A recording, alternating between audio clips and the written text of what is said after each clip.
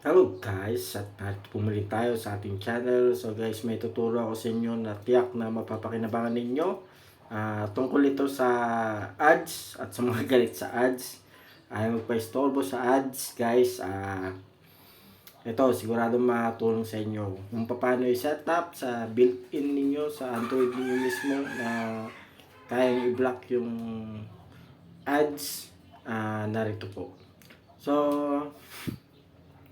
click natin muna na itong free reels. Itong free reels pala guys, pwede kang kumita dito through watching short movie, like Chinese movie, ganun.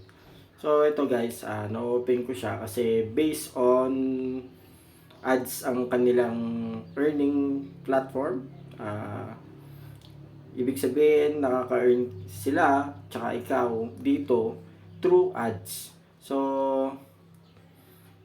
ito, naka-base siya sa ads. So, click natin ito. So, kung makikita ninyo, na-open natin siya kasi base siya sa ads. Click tayo dito ng pang ads. So, ito. So, hindi na tayo magkakat dito guys ha. So, may ads nga siya. Ngayon, subukan nating tanggalin yung mga ads. Pero hindi na natin ma-open itong free reels kasi base nga siya sa ads. So, ito, click mo lang itong settings. Then, type DNS.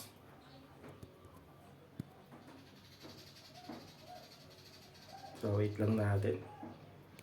So, ang pipiliin mo dyan guys yung private DNS. Then, ang pipiliin mo dyan yung private DNS provider hostname.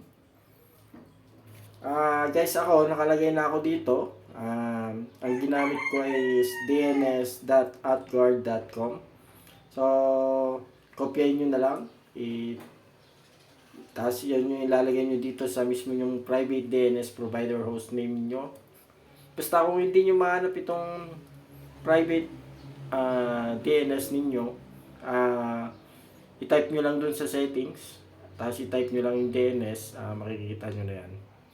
Then, save mo lang. Tapos balik tayo doon.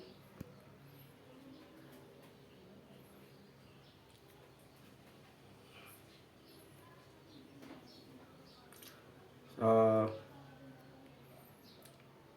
hintayin lang natin ito. Then mamaya-maya ay hindi na natin ma-open ito. Kasi binablock niya na yung mga ads.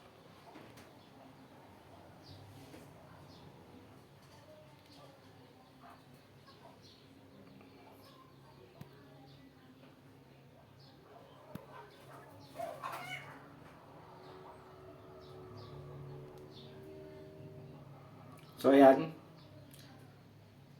Yun nga nung kinilik natin yung ad blocker. So nakalagay dito. An ad blocking DNS service, AdGuard DNS, Next DNS, PAO is enable your device and is preventing the app from working properly. Ad supporting our free content. Please disable the service and try again. So yun nga guys. So nakaano lang yan sa settings. So hindi na natin check yan. Sa susunod na lang tayo manonood. Then, try na natin itong mga earnings na iba, yung katulad ng share it. Kasi ito marami ring ads ito eh. Yung share it, pwede mo siyang gamitin dito. So, wala nang makakapigil dito kasi naka-ad blocks na siya. Ganyan lang yung service.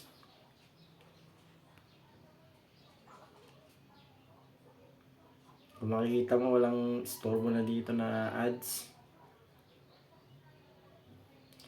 Ito, pwede pa.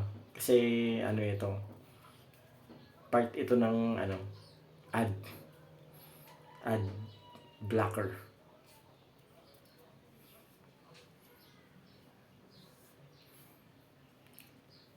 Minsan talaga sa ads, guys, meron ganito. Pero yun, kung itatry ninyo, yung mga ads ninyo, hindi na mag-a-appear.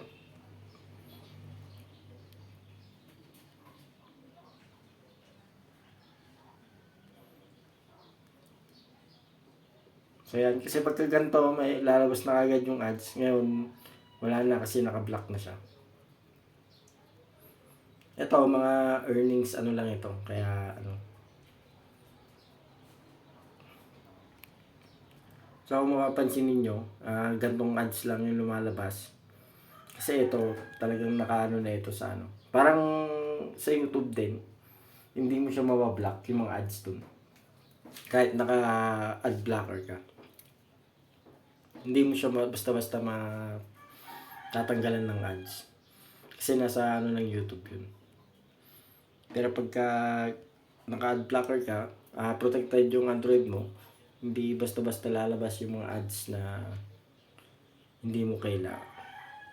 So, any questions guys, comment down lang kayo.